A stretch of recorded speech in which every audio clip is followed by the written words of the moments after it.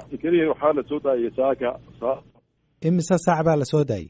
saaka labadii saac ee subaxnimo ama 8 aroornimo.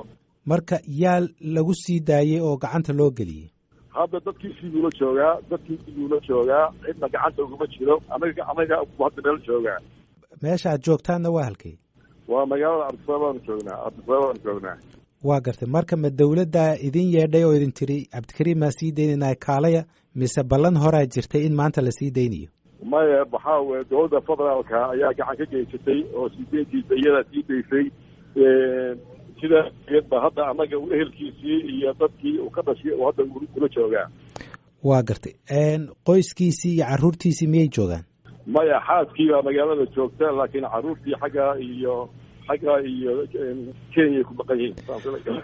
marka ma cafis baa lagu sii daayey, ma shuruudaa lagu sii daayey? bal wax yar sharax qaabka sii deyntiisa. qaabka sii deyntiisu waxaa weeye cabdikariin waa la sii daayey si yaraa sharciga ah waafaqsanayn buuna gacan ugu jiray. dawladdana hadda cusub waxaa weeye weli way cusub tahay. wax badanna way qabatay, wax badanna way u dhiban yihiin.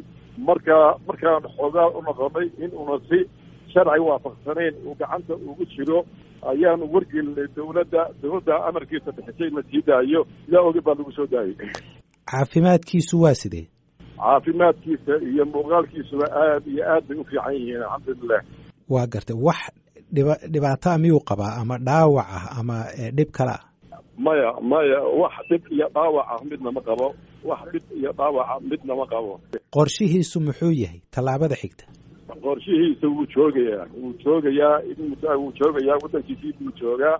waxaa weeye waddankiisii buu joogaa. marka waxaa weeye inuu saacadaha soo socdo mas-uuliyiin la kulmo sabtarana waan rajey.